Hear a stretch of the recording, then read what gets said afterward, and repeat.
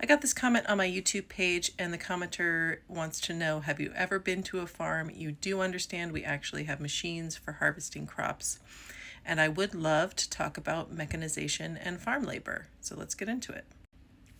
For those of you who are interested, my sources for today's video are the fantastic episode of the 99% Invisible podcast on Philistines, my Russian history textbook from when I was in college, and if I can find the name of it, I will let you all know, and the Civil War documentary by Ken Burns. I want to address the first part of the commenter's question, which is, have I ever been to a farm? Yes, I have. I've been to many farms over the course of my life. I am not a farmer.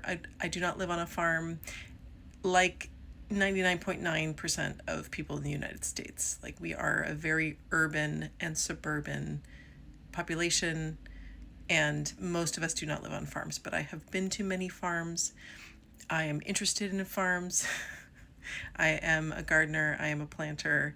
I have relatives who own farms and are farmers. So I am familiar with farms. Yes, I have been on a farm. I understand, though, the reaction of feeling like I'm a city folk farm-splaining farms to farmers, and I get that. But what I am trying to do in these videos is to speak to the patterns that I see in American history and to give people context for the way things are now, because I think that the way things got to be the way they are is really helpful in understanding our current state of affairs and how to move forward, and how to maybe at some point wrest our shambles of democracy from the hands of oligarchs and make something better.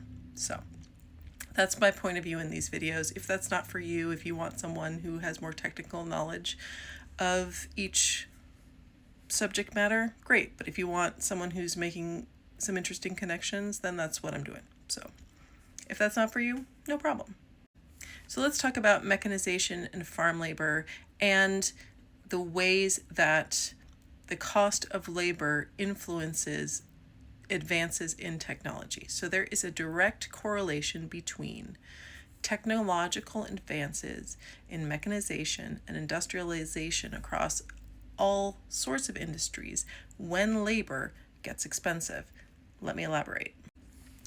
When you have a workforce that works for very little or for free, there is not much motivation for you to make technological advancements.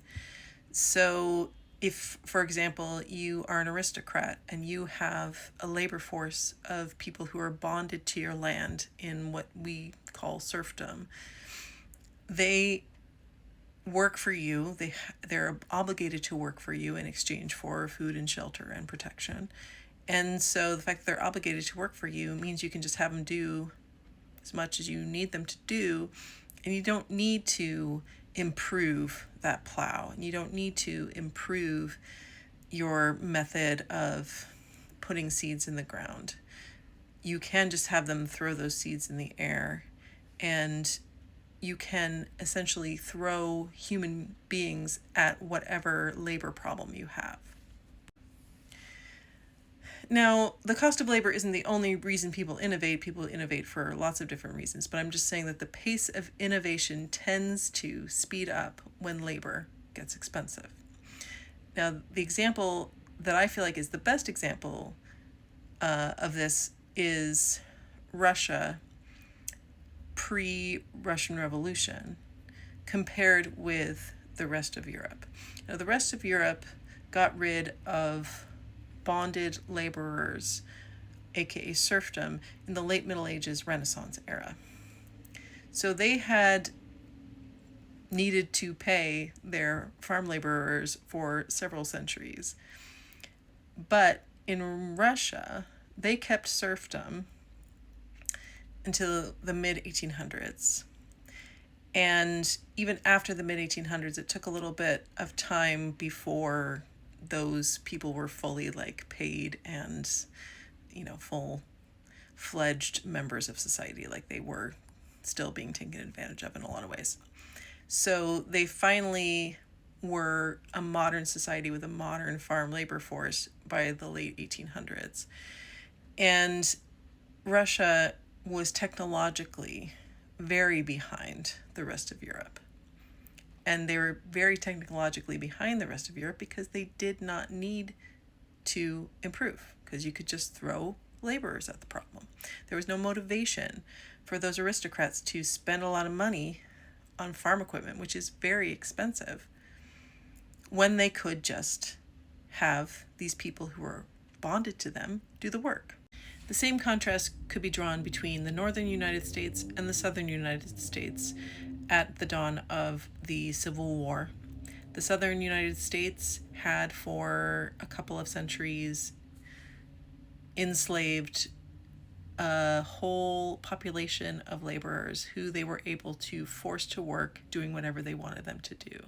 And so the motivations were not there for those plantation owners to, again, spend the money to buy or to innovate or to automate their processes, because they had this labor force that they could just force to do the work that they needed them to do.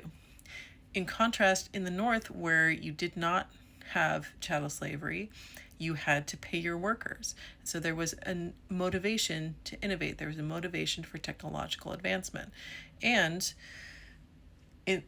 because of that, the North, at the beginning of the Civil War, the American Civil War, was leaps and bounds ahead of the southern states technologically.